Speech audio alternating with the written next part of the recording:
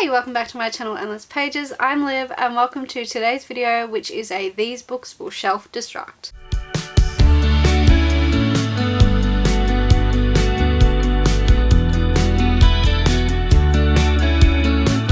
Welcome to today's videos, These Books Will Shelf Destruct.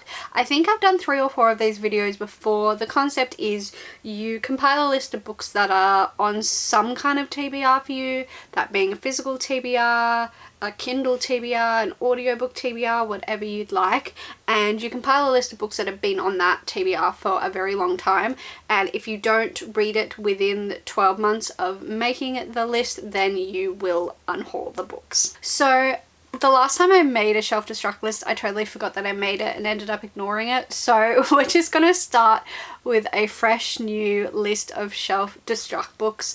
This is a list of 10 books on my physical TBR that are definitely some of my older physical TBR books.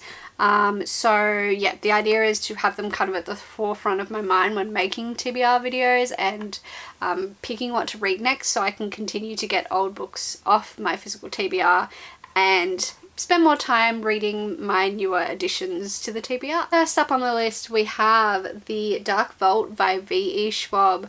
I bought this years ago when I met V.E. Schwab at a book signing, and I think at the time I was just buying as many V.E. Schwab's books as I could to get them signed. So that's how this came to be on my physical TBR. I definitely have a mixed... I've had mixed experience reading V.E. Schwab. Definitely think I like her older stuff better, which maybe is a bit controversial, I don't know. So maybe I do have a chance of liking this more than some of her newer stuff. I could not tell you what this is about. Honestly, I just bought it because it was V.E. Schwab, I think, so God knows what it's about. Let's find out together. So this is 2 novels in one, apparently. The Archived series. So imagine a place where the dead rest on shelves like books. Every body has a story to tell, a life seen in pictures only librarians can read. Oh, no wonder I bought this. I think this was even before I was decided I wanted to be a librarian. Anyway, the dead are called histories, and the vast realm in which they rest is the archive. Mackenzie Bishop's grandfather first brought her here 4 years ago when she was 12 years old, frightened but determined to prove herself. Now her grandfather is dead, and Mac has grown into what he once was, a ruthless keeper, tasked with stopping often violent histories from waking up and getting out. Because of her job, she lies to the people she loves, and she knows fear for what it is, a useful tool for staying alive. Alright, this actually sounds really good. Oh, so this is a thriller. There's a review on the back that says, a gripping supernatural thriller. Skillfully blends fantasy and mystery. Alright, well, putting it on the list has definitely reignited my interest in this book, which I guess is part of the purpose of making a shelf destruct list in the first place. So I'm kind of keen now, actually. But this is 2 novels in one, so this, I guess I just count both novels on this list as one book because I don't continue a series, so it's probably better to do it that way. So that is the first book on the list. Next up we have on the list Steel Striker. This is by Marie Lu. So this is a sequel, the first book being Sky Hunter by Marie Lu. I read this years ago. I have a brief memory of enjoying this book when I read it, but I feel like with Marie Lu, I have enjoyed her stuff in the past. Like, I think this is YA, like her other series, the Legends series. I remember enjoying it in the past, and I've tried to go back to it and be like, I'm too old for this. So I have a concern that that could happen with this book as well when I try and read the sequel, Steel Striker. I genuinely also cannot remember what happened in this book. No memory of it at all. So let's try and remember together. But when I do try and continue with Steel Striker, I will definitely reread this first, because that's not really fair to the book to go in with no memory. That's going to lower my enjoyment. So, in a world broken by war, a team of young warriors is willing to sacrifice everything to save what they love. The Carenza Federation has conquered a dozen countries, leaving Mara as the last free nation of the world. Refugees flee to its borders to escape a fate worse than death. Transformation into a mutant war beast known as Ghost. Creatures the Federation then send to attack Mara.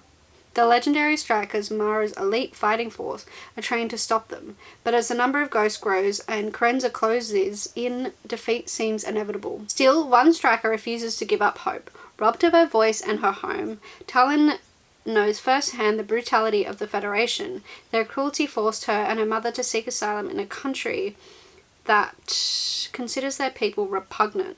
She finds comfort only with a handful of fellow strikers who have pledged their lives to one another and who have determined to push Carenza back at all costs. When a mysterious prisoner is brought from the front, Talon senses there's more to him than meets the eye. Is he a spy from the Federation, or could he be the weapon that will save them all? Yeah, I do remember liking this at the time. We'll see if it stands the test of time, and I guess maybe not the test of time, maybe the test of me aging.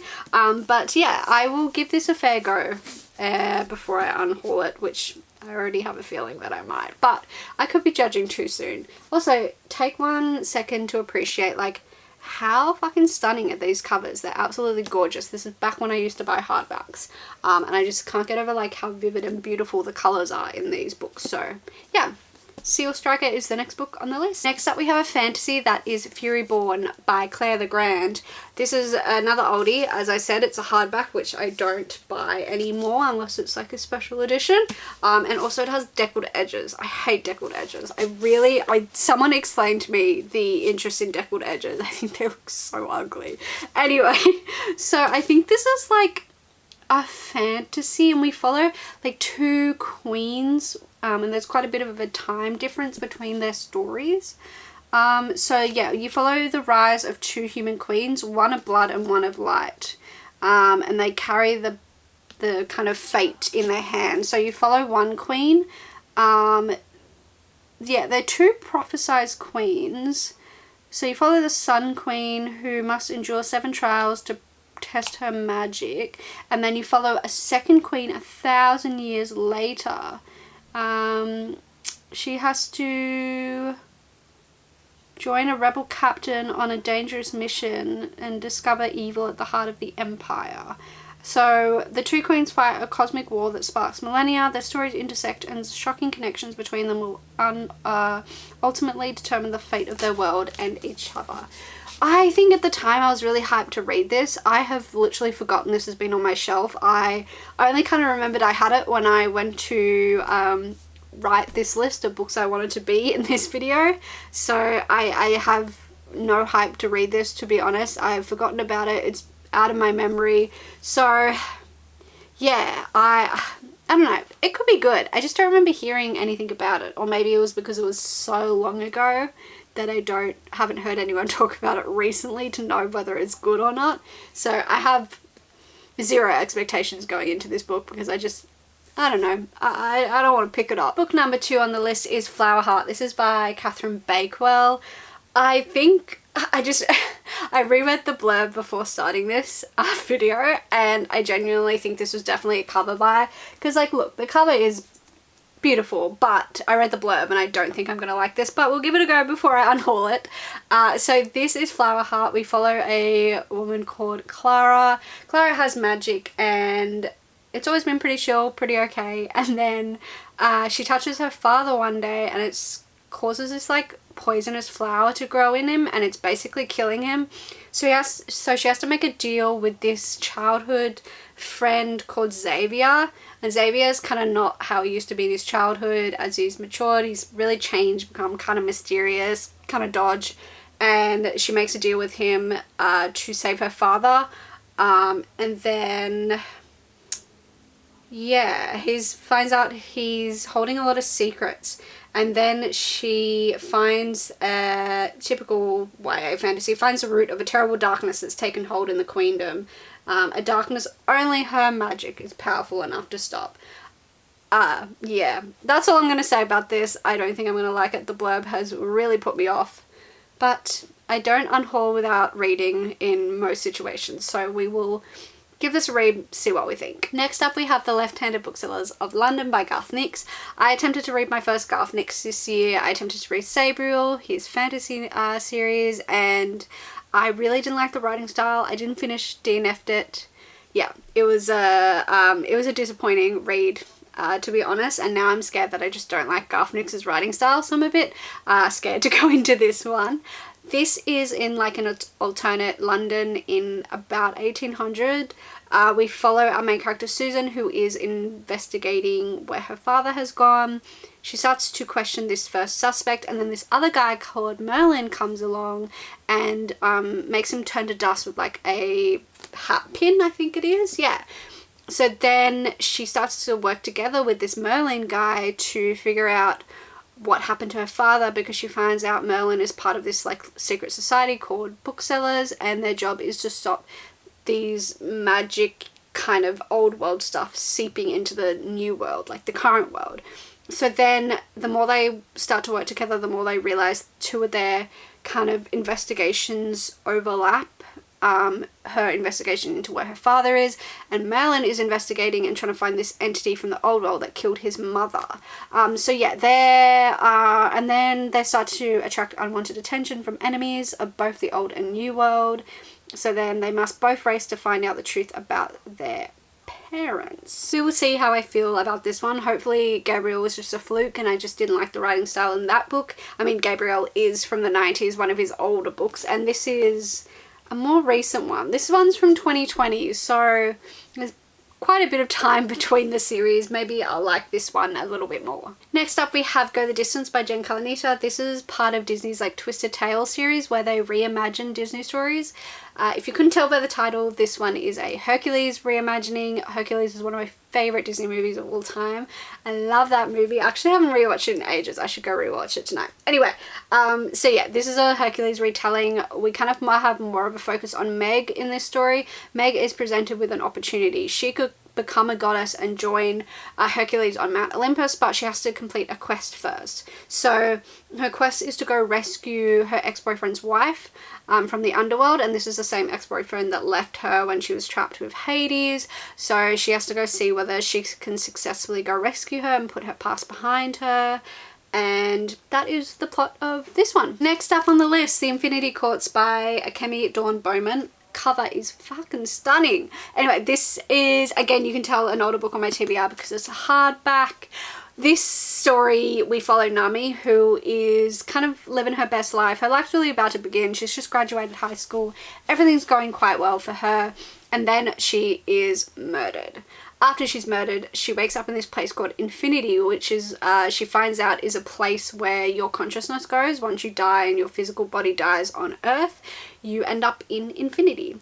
In Infinity, there's this, I guess it's kind of like an AI, like virtual, I don't know if it's meant to be AI. It's a virtual assistant. I imagine it's like a Siri AI type thing called Ophelia that has kind of taken over this Infinity place and has put all of the humans that are there into kind of servitude, which is how Ophelia is kind of treated in the real world as a virtual assistant, and she's posing as a queen in this Infinity. And then we follow Nami, who starts working with a group of rebels to try and basically, free all the humans that are imprisoned. This sounds really cool and really unique. I always forget that this is on my TBR. I don't know why I've never picked it up because it sounds so cool and I still have such a genuine interest in reading this book. So next up we have The Silvered Serpents, which is a sequel to The Gilded Wolves by Roshni Chosky. I purchased The Gilded Wolves years ago because it was pitched to Six of Crow fans. I said if you love Six of Crows, you're gonna love The Gilded Wolves. Two reasons. One, it's a heist story like Six of Crows, and two, it's a found family heist story, exactly like Six of Crows as well. This one, however, is set in 1800s France, and there's this group called the Order of Babel who hire Severin, who's this really wealthy hotelier, I guess that's how you say that, which I guess he's kind of like the Kaz and the leader of the group, like in Six of Crows, and he leads a group of people to hunt down ancient artifacts for the Order. And I remember there being like a pretty unique like magic system in this book. However, I don't remember loving it that much. I remember having really mixed feelings about it and not really getting the hype. So before we decide to unhaul the Silvered Serpents, we're going to reread the Gilded Wolves and then try and read this and see if my opinion has changed or whether I'm still not really vibing with this series and they don't need to be on my shelf. Next up we have Ordinary Monsters by J.M. Miro. I have no memory of what this is about. I think I got this at a charity secondhand bookstall. So this is set in 1882, north of Edinburgh. On the edge of an isolated loch lies an institute of crumbling stone where a strange doctor collects orphans with unusual abilities. In London, two children with such powers are hunted by a figure of darkness, a man made of smoke. Charlie Ovid discovers a gift for healing himself through a brutal upbringing in Mississippi, while Marlowe, a foundling from a railway freight, glows with strange bluish light. When two grizzled detectives are recruited to escort them north to safety, they are confronted by a sinister, dangerous force that threatens to upend the world as they know it. This book sounds really good, but also sounds like there's a lot going on with like a lot of different plot points happening at once, which I can see hurting my brain a little bit, but we'll give it a go. Yeah, I don't think you can go wrong with books that have, you know, children with special abilities that are being hunted. Like, that seems like right up my alley. I can totally see why I purchased this book, but again, it's just fallen victim to being forgotten on my shelf. So here's hoping now that I put it on this list, it'll be back in my mind to read very soon. Last up on the list is Lair of Dreams by Libba Bray. This is a sequel to The Diviners and book 2 in the Diviners series. I read The Diviners years ago and it's honestly one of the best things I've ever read. The Diviners was absolutely fantastic and absolutely terrifying. This book I have attempted to start a couple of times and have not been able to get into at all compared to the first book. It just feels very different to it. The first book, you follow a girl in New York City in the 1920s. She's like a swinger, very party girl, and she gets sent to live with her uncle who runs this kind of museum of kind of occult, kind of weird stuff. And our main character, whose name I can't remember, let me see, Evie, that's right, Evie has this gift that she doesn't tell anyone that she has a gift. And then when she moves to New York, there's kind of like a serial killer that is going around killing people, and Evie gets dragged into the investigation, and it's honestly terrifying and so fun, and I had a great time. And again, I just haven't really been able to get into the sequel that much, so I think I'm just going to give it one more go. I've given it a couple of attempts over the years, but haven't attempted in a while. So I'm going to give it one more go and see if I can get into it. If not, I'm going to unhaul it, because this, to be honest, is a really ugly copy anyway, and I don't have a matching copy for the first book. I don't even own the Diviners physically, so this is just, yeah, taking up space on my shelf. I probably will unhaul it either way, whether I like it or not, because yeah, I wouldn't want this cover on my shelves much longer anyway. It's quite ugly. Those are the 10 books on my shelf destruct list. Again, if I don't read those 10 books within a year, so November next year, then I have to unhaul them from my shelves. And I promise this time I will remember that I have a list and I will actually follow it. I promise I'll carry through. Let me know in the comments below, if you had a shelf destruct list, what is one book that you would put on your list? And have you read any of the books that I have mentioned today? Which ones should I prioritize? Which ones do you think I might like?